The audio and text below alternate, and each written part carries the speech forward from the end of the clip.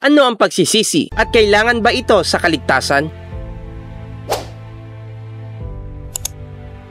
Maraming tao na ang pakahulugan sa pagsisisi ay pagtalikod sa kasalanan. Ngunit hindi ito talaga ang kahulugan ng pagsisisi sa Biblia. Sa Biblia, ang pagsisisi ay nangangahulugan ng pagbabago ng isip. Sinasabi din sa Biblia na ang tunay na pagsisisi ay nagreresulta ng paggawa ng mabuti. Lucas chapter 3 verse 8 to 14, mga Gawa chapter 3 verse 19. Idineklara ng mga Gawa chapter 26 verse 20, nangaral ako una sa Damasco, saka sa Jerusalem at sa buong lupain ng Judea, gayon din sa mga hintil. Ipinangaral ko na dapat silang magsisi at lumapit sa Diyos at ipakilala sa kanila ang pagsisisi sa pamamagitan ng mga gawa. Ano ngayon ang koneksyon sa pagsisisi sa kaligtasan? Pinagtuunan ng pansin sa aklat ng mga gawa ang relasyon sa pagitan ng pagsisisi at kaligtasan. Mga Gawa chapter 2 verse 38, chapter 3 verse 19, chapter 11 verse 18, chapter 17 verse 30, and chapter 20 verse 21. Ang pagsisisi, kaugnayan ng kaligtasan ay pagbabago ng inyong isip tungkol kay Hesukristo. Sa sermon ni Pedro noong araw ng Pentecostes, chapter 2, tinapos niya ang kanyang sermon sa isang hamon na ang mga tao magsisi. Gawa chapter 2 verse 38. Magsisi mula saan? Hinamon ni Pedro ang mga nagtakwil kay Jesus. Gawa chapter 2 verse 36. Nabaguhin ang kanilang mga palagay tungkol kay Jesus at kilalanin siya na siya ang tunay na Panginoon at ang tagapagligtas. Gawa chapter 2 verse 36. Tinawag ni Pedro ang mga tao na baguhin ang kanilang pagkakakilala kay Jesus mula sa pagtanggi sa kanya bilang Mesyas o tagapagligtas patungo sa pananampalataya sa kanya bilang kanilang Panginoon at tagapagligtas. Ang pagsisisi at pananampalataya ay maihahambing sa isang barya na may dalawang mukha. Napaka-imposible na maglagak ng pananampalataya kay Jesus ang isang tao na hindi muna nagbago ng akala niya tungkol sa kung sino si Kristo at kung ano ang kanyang ginawa. Kailangan natin na makita na ang Panginoong Jesus ay master ng bawat isa sa atin, kung saan upang ang isang tao ay talagang matalikuran ang kasalanan sa buhay na ito. Dahil isa sa mga paraan ng Panginoon para makapagsisi ang isang tao ay makita ng tao ang pag-ibig at pagkaligtas ng ating Panginoong Hesus sa bawat isa sa atin. Walang nagsisi sa kasalanan ang hindi na bago ang perspektibo sa Panginoong Hesus. Kung ang pagsisisi man ay mula sa pagtanggi dati kay Kristo o sa pagiging ignorante o hindi pagkakakilala kay Kristo, ang mga ito ay pare-parehong pagbabago ng pag-iisip. Ang relasyon ng pagsisisi sa kaligtasan ay pagbabago ng pag-iisip mula sa pagtanggi kay Kristo patungo sa pananampalataya kay Kristo. Imposible na tunay na magbago ang isip ng isang tao pagkatapos ay walang makikitang pagbabago sa kanyang buhay. Sa Biblia, ang tunay na pagsisisi ay nagbubunga ng pagbabago sa pag-uugali at paniniwala ng tao. Ito ang dahilan kung bakit hinamon ni Juan Bautista ang mga tao. Ipakilala ninyo sa pamagitan ng inyong pamumuhay na kayo nagsisisi. Mateo chapter 3 verse 8. Ang isang taong tunay na nagsisisi sa kanyang pagtanggi kay Kristo ay may kita ang ebidensya nito sa pamagitan ng kanyang buhay na binago. 2 Corinthians chapter 5 verse 17. Ang tamang pagsisisi sa tamang pakahulugan ay kinakailangan para sa kaligtasan. Ang biblikal na pagsisisi ay pagbabago ng iyong pag-aakala tungkol kay Hesukristo at paglapit sa Diyos sa pamagitan ng pananampalataya. Gawa chapter 3 verse 19.